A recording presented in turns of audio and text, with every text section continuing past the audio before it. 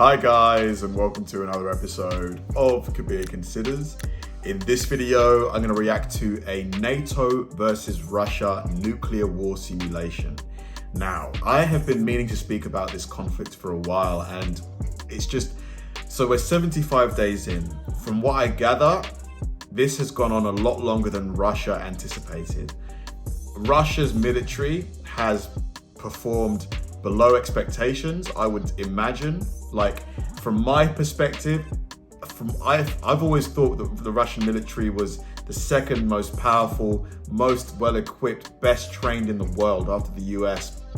And obviously the US is providing, and you know, NATO, we're providing a lot of intel, a lot of weaponry for the Ukrainians. But I still wouldn't have expected the Ukrainians to put up such a valiant effort. You know, they're really taking the Russians to task here. And obviously nobody wants a nuclear war. It would probably be either the end of the human race, or it would set us back a lot of infrastructure, a lot of the population would be destroyed. But I've always wondered what would happen. Like, you know, how many people would we realistically lose? You know, assuming it didn't escalate into a full-blown nuclear war with every nuclear power basically involved. If it was between NATO and Russia, like, but then again, NATO and Russia pretty much make up about 95%, I believe, of the world's nuclear powers, the nuclear warheads. It's going to be fascinating. Let's do it.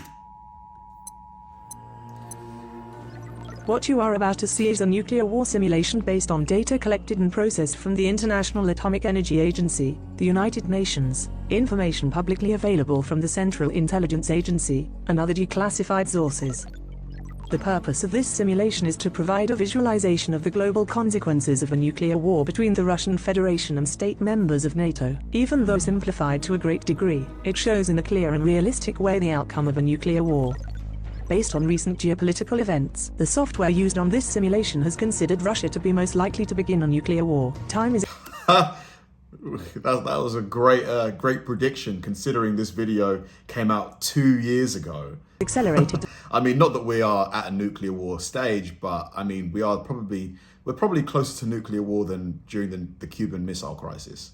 To simplify the viewing of the events, and they are divided into 3 stages: nuclear war, nuclear fallout, and nuclear winter. Simulation ready. Declassified mode activated. For context, population of nations engaged at war. NATO member states have 944 million people. The Russian Federation has 145 million people. Stage 1, nuclear war. Elapsed time: 1 hour. Wow. 2 hours. 10 million already. 3 hours. 4 hours. 5 hours. Jesus, 50 6 million hours. already. That's like World War II 7 already. hours. 8 hours. 9 hours. 10 hours. 11 hours. 12 hours. 13 hours. 14 hours. 15 hours. 16 hours. 17 hours. 18 hours. 19 hours. 20 hours. 21 hours. 22 hours. 23 hours. 24 hours. Okay, so this number, initially I was thinking it's a little bit low, but I would imagine if there's a nuclear war, they probably wouldn't be going for population centers at the beginning. It would probably be infrastructure and supply chain type stuff. You know, destroy factories, destroy roads, destroy bridges, things like that. You know, try and cripple the economy and the mobility of the militaries of the countries that they're aiming at. Still a lot of people. Can you imagine if 200 million people died in a single day? Could you imagine that? Total global casualties at 178 million people. Losses of nations engaged at war. NATO member states have lost 9.1% of their total population. The Russian Federation has lost 62.9% of its total population. Stage 2, nuclear fallout. That's got to be like almost half of Russia's population. How many Russians are there? 200-300 million? Elapsed time: 3 days. 6 days. 9 days. 12 days, 15 days, 18 days, 21 days, 24 days, 27 days, 30 days. Maximum radiation levels recorded, shown by degrees of latitude, in rem units. Total global casualties at 186 million people. Stage 3. No, I think that number would be a lot bigger. A lot more people would die of radiation sickness. I wonder if this simulation is taking into account people with pre-existing conditions that are already, very unwell. A dose of radiation sickness, I think that number would be a lot bigger, I think. What do you guys think? Nuclear winter. Elapsed time: 2 months. 3 months. 4 months. 5 months. Damn. 6 months. 7 months. We're approaching 10% of the 8 population months. of the Earth. 9 months. 10 months. Minimum temperature recorded, shown by degrees of latitude, in Celsius degrees. Total global casualties at 548 million people. End of the simulation. Stand by. So Conclusions. 548 million. During the stage of nuclear war, only the engaged nations were affected directly, and casualties were limited to military facilities and cities targeted as part of tactical and retaliatory attacks. On this first stage, we saw the highest number of deaths in the shortest amount of time. During the stage of nuclear fallout, irradiated material in the form of dust was carried by wind currents to every corner of the planet, causing deaths related to radiation sickness, and setting the stage for a nuclear winter. Deaths in this period increased relatively slowly. During the stage of nuclear winter, the presence of dust in the atmosphere dropped temperatures worldwide, causing mass deaths of plants, animals and people who could not adapt. Mass famine during this period resulted in the largest amounts of deaths for the entire nuclear conflict. The conclusion of this simulation is that no country on Earth will be safe in the event of a nuclear war. The policy of mutually assured destruction is truly mad, and we must push forward initiatives to avoid the proliferation of nuclear weapons and to reduce existing arsenals. Thank you for watching this video.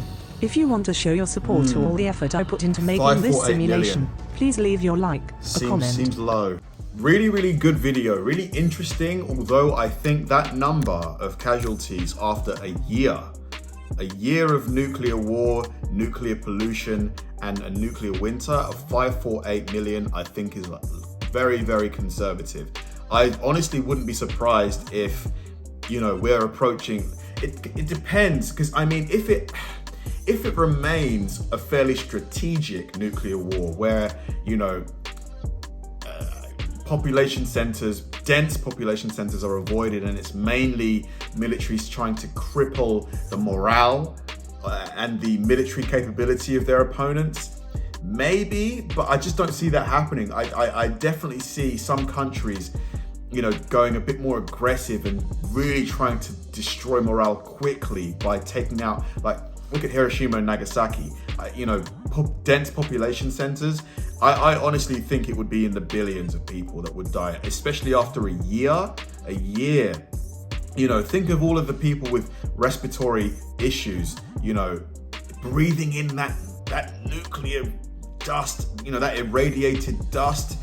To be honest, even people who are in full health, after a year of breathing that stuff in, also, the agriculture would be affected too.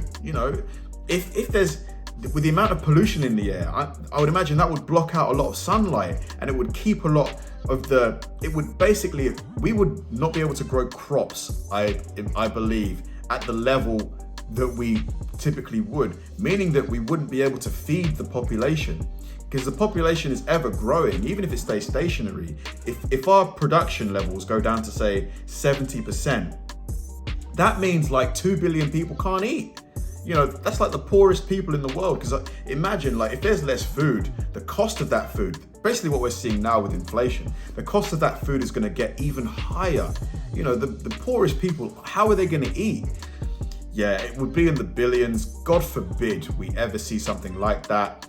I said earlier in the video that, we're probably closer to nuclear war than during the Cuban Missile Crisis.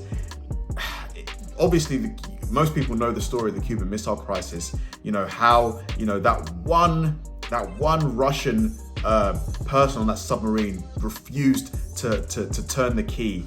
I mean, right now, if Russia continue to get pinned back and if they're continually not being able to make the progress in Ukraine, I wouldn't be surprised if we see some kind of demonstration of force from Putin, whereby he maybe detonates a nuke over a body of water or something like that, just to show basically Zelensky, this is what I have, you know, this is what I'm capable of. I really hope it doesn't get that far, because it basically would be an accelerant. It would take things to a different level. Yeah, I'm watching very, very closely what's going on. Let me know your guys' thoughts. I'd love to know. Thanks for watching, guys, and I'll see you in the next one.